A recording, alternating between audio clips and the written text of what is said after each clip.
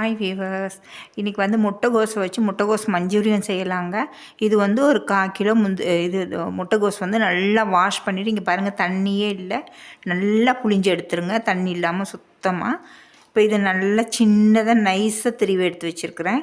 அதில் வந்து ஒரு 4 காளான், இது வந்து மஷ்ரூம் உங்களுக்கு இல்லைன்னு சொன்னால் பரவாயில்ல, இதை விட்டுருங்க. என்கிட்ட இருந்தனால 4 போட்டிருக்கேன். பொடிசாக அதையும் கட் பண்ணிடுங்க. அதுக்கப்புறம் சிக்கன் 65 மசாலா இருக்குது பார்த்திங்களா, அது ஒரு 2 ஸ்பூன் போட்டுக்கலாம். பாருங்கள் 2 ஸ்பூன் போட்டிருக்கேன். கொஞ்சம் மஞ்சத்தூள், நமக்கு தேவையான அளவு உப்பு சேர்த்துக்கலாம். அதுக்கப்புறம் ஒரு ஸ்பூன் வந்து சின்ன ஸ்பூனில், இந்த சட்னியெல்லாம் எடுக்கிற சின்ன ஸ்பூனில் ஒரு ஸ்பூன் வந்து மைதா மாவு, அதே ஸ்பூனில் வந்து கார்ன்ஃப்ளவர் மாவு இதுவும் சேர்த்துக்கலாங்க. இதுக்கு நீங்கள் தண்ணியே எதுவுமே சேர்க்காமல் இப்படியே இதை நல்லா மிக்ஸ் பண்ணி விடுங்க. அந்த இதில் உள்ள லைட்டை நம்ம எப்படி புழிஞ்சிருந்தாலும் கொஞ்சம் நமக்கு இது இந்த முட்டைகோஸில் ஈரப்பதம் இருக்கும். இதை நல்லா நம்ம போல் பண்ணிக்கிறணும். அப்படி உங்களுக்கு போட்டு பாருங்கள், மாவு பத்தலை அப்படின்னா திரும்ப நம்ம மாவு சேர்த்துக்கிறணுங்க. இல்லாட்டி நம்ம எண்ணெயில் போட்டோன்னே அது பிரிஞ்சு வந்துடும். இப்போ பார்த்திங்கன்னா எனக்கு கொஞ்சம் மாவு போடணும், போட்டால் தான் செட் ஆகும். நான் கொஞ்சம் போட்டுக்கலாம். இப்போ பாருங்கள், மைதா ஒரு ஸ்பூன் திரும்பியும் போடுறேன். 2 ஸ்பூன் மைதா போட்டிருக்கேன். இது ஒரு 2 ஸ்பூன். தண்ணி சேர்த்தோம்னா இது அப்படியே இதாகிடும், நமக்கு பொரிக்க முடியாது. நல்லா கொஞ்சம் மிக்ஸ் பண்ணி வச்சிட்டோம்னா கொஞ்ச நேரத்தில் இது நல்லா செட் ஆகிரும். அப்படியே நம்ம போல் பண்ணி நம்ம போட்டுடலாம்.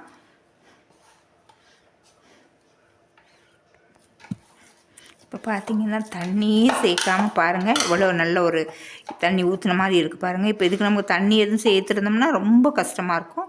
இது மாதிரி சின்னதாக நமக்கு தேவையான அளவு நம்ம போல் பண்ணிக்கலாம், குட்டி குட்டியாக. இந்த பாருங்கள், எல்லாத்தையும் இந்த மாதிரி நம்ம பிடிச்சி எடுத்துக்கலாம். இது வந்து உங்களுக்கு இப்போ நான் 1/4 கிலோவுக்கு வந்து அது சின்ன ஸ்பூனில் 2 மைதா 2 கார்ன்ஃப்ளவர் மாவு எடுத்துருக்கேன். நீங்கள் எவ்வளோ எடுக்கிறீங்க அதுக்கு தகுந்த மாதிரி மாவு கரெக்டாக போட்டுக்கோங்க. இல்லாட்டி நம்ம எண்ணெயில் போட்டோன்னே அது அப்படியே பிரிஞ்சு வந்துடும். அதே போல் உங்களுக்கு மசாலா வந்து 65 மசாலா இல்லைன்னா கொஞ்சம் கரம் மசாலா, கொஞ்சம் சில்லி பவுட்ரு, அப்புறம் கொஞ்சம் சோம்பு அப்படி போட்டிங்கன்னா கூட அது செட் ஆயிரும். நான் இருந்தனால நான் அதை போட்டிருக்கிறேன். இந்த மாதிரி நம்ம எல்லாத்தையும் பிடிச்சி எடுத்துக்கலாங்க. இப்போ பார்த்திங்கன்னா நான் எல்லாம் பிடிச்சி எடுத்துருக்குறேன். நான் எடுத்ததுக்கு இவ்வளோ போல் வந்திருக்குது. இப்போ இதை நம்ம ஃப்ரை பண்ணி எடுத்துக்கலாங்க. இந்த அதுக்கு ஒரு 65க்கு ஒரு மஞ்சூரியனுக்கு ஒரு மசாலா ரெடி பண்ணணும். அதுக்கு வந்து ஒரு 4 வரமிளகா நல்லா சுடு தண்ணியில் ஊறினது எடுத்து வச்சுருக்கிறேன். அதை இதை சேர்த்துக்கலாம். ஒரு பெரிய தக்காளி கட் பண்ணி வச்சுருக்கிறேன். இதை நம்ம வந்து பேஸ்ட்டு மாதிரி நம்ம இதை அரைச்சி எடுத்துக்கலாம். நம்ம வேறு எந்த மிளகாவும் இதுக்கு சேர்க்குறதில்ல, கொஞ்சம் மிளகு சேர்க்கணும், அவ்வளோதாங்க. வாங்க வீடியோக்குள்ளே போகலாம் எப்படின்னு இப்போ நம்ம இது ஃப்ரை பண்ணி எடுத்துக்கலாம். நல்லா கம்மியாக தான் எண்ணெய் ஊற்றிருக்கேன், அதுலேயே நம்ம ஃப்ரை பண்ணிக்கலாம்.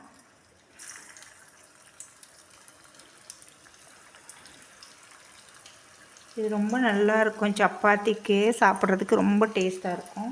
இது நீங்கள் ஃப்ரை பண்ணி எடுத்துகிட்டு அது முட்டைகோஸ் மாதிரியே தெரியாது, நம்ம சொன்னால் தான் தெரியும். இப்படியே இருக்கட்டும், ரொம்ப அதிகமாக போட வேண்டாம். லைட்டாக உடையாமல் நல்லா திருப்பி விட்டுறலாம். உடையாது, இருந்தாலும் ரொம்ப ஸ்லோவாக திருப்பணும்.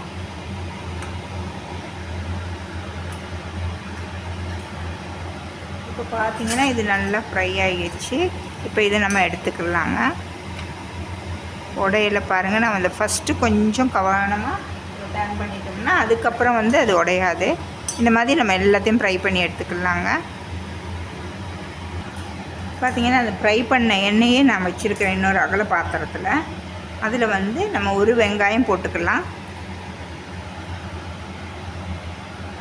நீங்கள் இந்த வெங்காயத்தை நீங்கள் அரைச்சி கூட பேஸ்ட் மாதிரி போடலாம். நான் கட் பண்ணி தான் சின்னதாக போட்டிருக்கேன். நல்லா நம்ம மிக்ஸ் பண்ணி விட்டுறலாம். கொஞ்சம் எண்ணெயில் நல்லா லைட்டாக, ரொம்ப பதங்கணும் இல்லை, ரொம்ப மீடியமாக இருக்கணும்.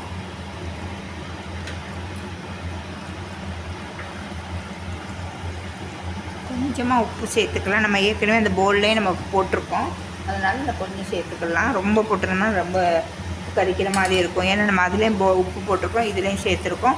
இப்போ கரெக்டாக இருக்கும் ரெண்டும் போகும்போது. இப்போ பாருங்கள் ஓரளவு மீடியமாக வந்துருச்சு. இப்போ இதில் வந்து நம்ம இஞ்சி பூண்டு பேஸ்ட்டு போட்டுக்கலாம். கொஞ்சமாக இஞ்சி பூண்டு பேஸ்ட்டுங்க இது போட்டு நல்லா மிக்ஸ் பண்ணி விட்டுறலாம். ரொம்ப ஃப்ரை பண்ணிட்டோம்னா ரொம்ப ஃபாஸ்ட்டாக பண்ணிடலாம், டைம் எடுக்காது. நீங்கள் அதுக்குள்ளே சப்பாத்தி போட்டு வச்சுட்டிங்கன்னா சூடாக சாப்பிட்டிங்கன்னா இது ரொம்ப டேஸ்ட்டாக இருக்கும். கொஞ்சம் லேட்டானால் அப்படியே சாஃப்டாகிடும் அந்த போலெல்லாம்.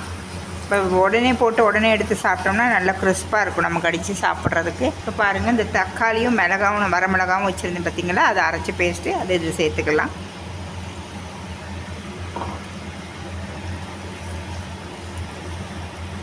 இது நல்லா நம்ம எண்ணெய் பிரிஞ்சு வரத்துலேயும் கொஞ்சம் நம்ம வெயிட் பண்ணலாங்க.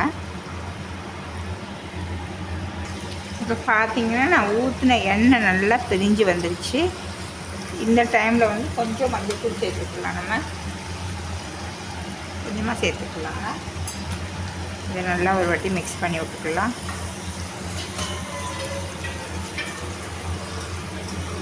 இப்போ பார்த்திங்கன்னா இதில் ரெட் கலர் கேப்சிகம் பாதி கட் பண்ணி வச்சுருக்கேன் பெருசு பெருசாக. இது வந்து க்ரீன் கலர் சின்ன பீஸ் ஒன்று.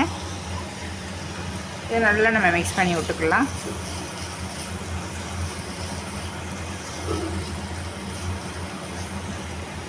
இதில் கொஞ்சமாக வினிகர், ரொம்ப வேண்டாம், லைட்டாக கொஞ்சமாக பாருங்கள், நான் கொஞ்சம் தான் விட்றேன்.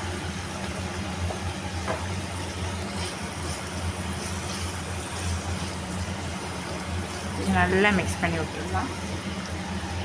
பார்த்திங்கன்னா கொஞ்சமாக ஒரு அரை மூடி சின்ன ஸ்பூனில் பிளாக் சாஸ் போட்டிருக்கேன்.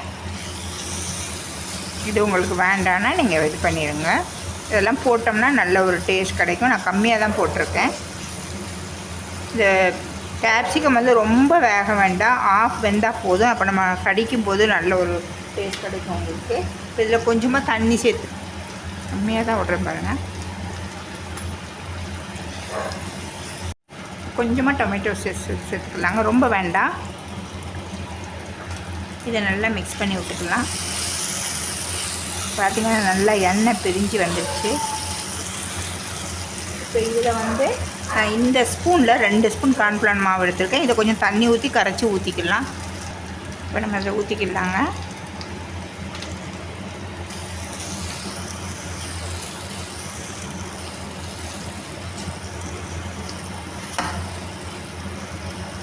நல்லா மிக்ஸ் பண்ணி விட்ருங்க எல்லா பக்கம் சேர்றதுக்கு.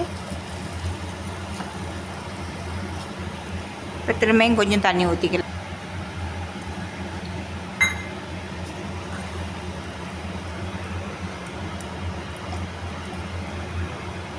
நல்லா மிக்ஸ் பண்ணி விட்ருங்க. மிக்ஸ் பண்ணி விட்டு ஒரு 2 நிமிஷம் இருந்தால் போதும். அதோடு நம்ம மஞ்சூரியன் பால் இதில் போட்டு நல்லா பண்ணி எடுத்துடலாம்.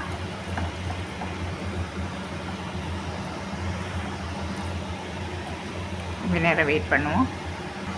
இப்போ பார்த்திங்கன்னா இப்போ நல்லா 2 நிமிஷம் ஆயிடுச்சுங்க. இப்போ வந்து இந்த பவுலில் அதில் போட்டுக்கலாம்.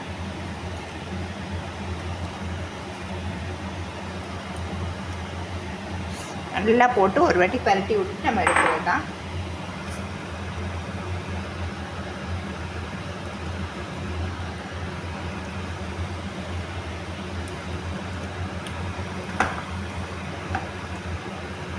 நல்லா மிக்ஸ் பண்ணி விட்ருங்க. அந்த எண்ணெய் கொஞ்சம் சைடில் வரும், அப்போ நம்ம அதை ஆஃப் பண்ணிடலாம்.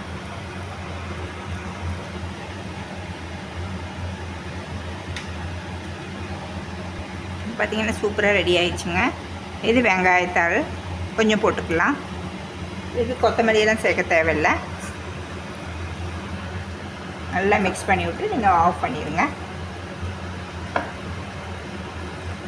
நான் கொஞ்சம் கட்டியாக தான் எடுத்துருக்குறேன், சப்பாத்திக்கு அப்படியே இது போலோடு எடுத்து சாப்பிட்ற மாதிரி.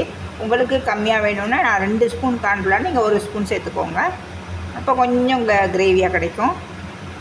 இப்போ இதை ஆஃப் பண்ணிடலாங்க. பாருங்கள், சூப்பராக ரெடி ஆயிடுச்சு. இந்த மாதிரி நான் நிறைய வீடியோ போடுறேன், எனக்கு கொஞ்சம் சப்போர்ட் பண்ணுங்கள். அப்போ தான் நானும் கொஞ்சம் ஜெயிக்க முடியும். வீடியோட எண்டுக்கு வந்தாச்சுங்க. தேங்க்ஸ் ஃபார் வாட்சிங். லைக் பண்ணுங்கள், ஷேர் பண்ணுங்கள், கீழே உள்ள பெல் பட்டனை ப்ரெஸ் பண்ணுங்கள். நெக்ஸ்ட் ஒரு வீடியோவில் உங்களுக்கு ஜெயிக்க முடியும்.